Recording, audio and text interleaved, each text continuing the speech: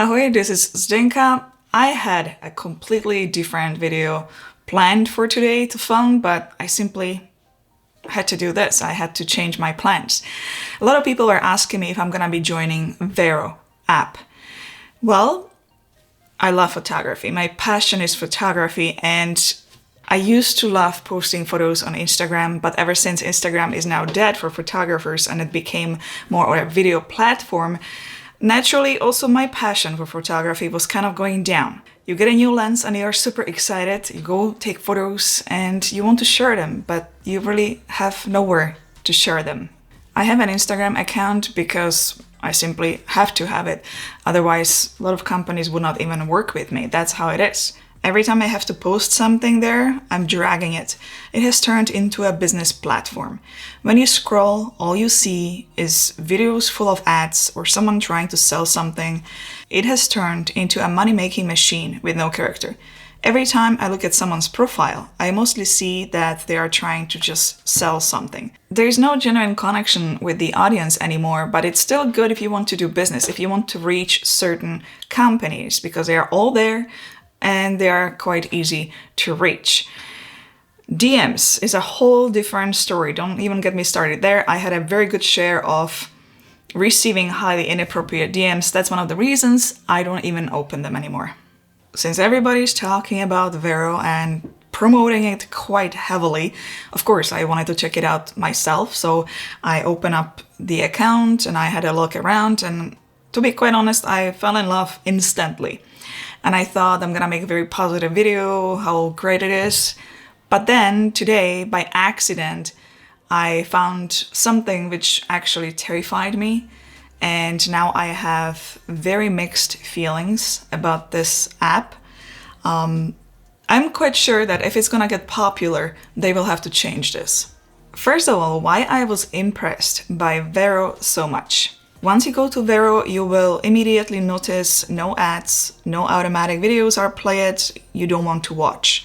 Although in the settings, you can save your credit card information and shipping address and see purchase history. Business also happens on this platform or will happen down the road. When Instagram first started, it was exactly the same way. You can take your time, look at the photos, look at the profile of the person. There is this calmness. You can follow who you want to follow and what you like. You get inspired there. You want to pick up a camera and you just want to go shoot. You feel like there is a space for photographers again. The online art gallery. If you're hoping to build business there, it's not the place right now. It might change down the road as more people are joining because everybody's talking about it for some reason.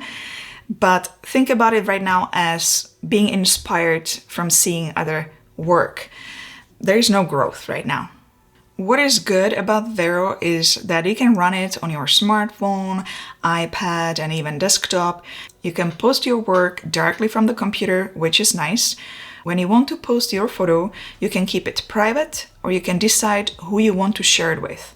Close friends and friends, acquaintances, and followers. When you click on the photos, they pop up across the whole screen so you can enjoy it.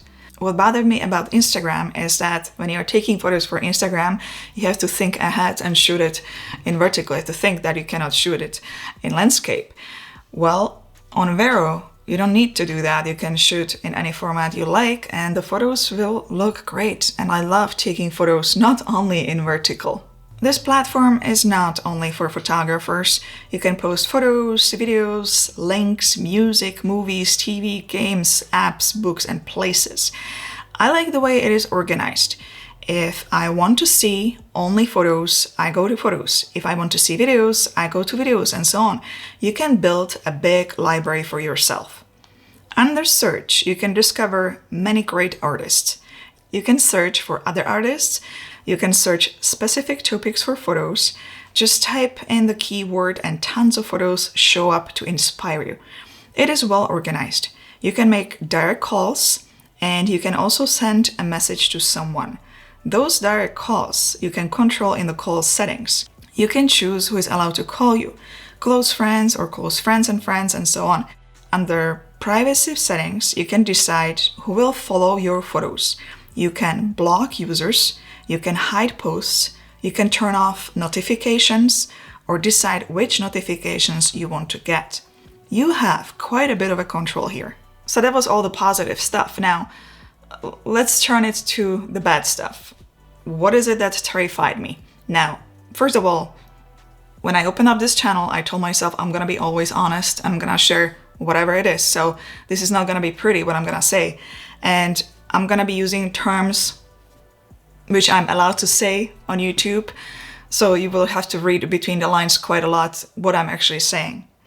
As a photographer, you naturally sometimes search for local models because you want to connect with them. So, and there's a whole bunch of them on Instagram. So obviously I was curious if models are also joining VERO, and I typed in keywords, Toronto models or local models, and a whole bunch of profiles popped up. Now, when I was looking through the photos of those profiles, I was kind of surprised to see that there are a lot of photos with no clothes on. There is quite of a difference between fine art and not fine art. And some of the stuff I was seeing is definitely not fine art. So I wanted to see how far this is going, because I'm a parent, and if I'm gonna be using a certain app, I just want to see. So I went ahead and I typed in some very specific keywords, 3-letter word. And to be quite amazed, I was given a list of other keywords which are relative to this keyword. And when I looked at the content, it was very clear to me that it's very much not for minor audience. It's very much behind 18 plus. It was very graphic. It was very graphic, and those are photos and videos.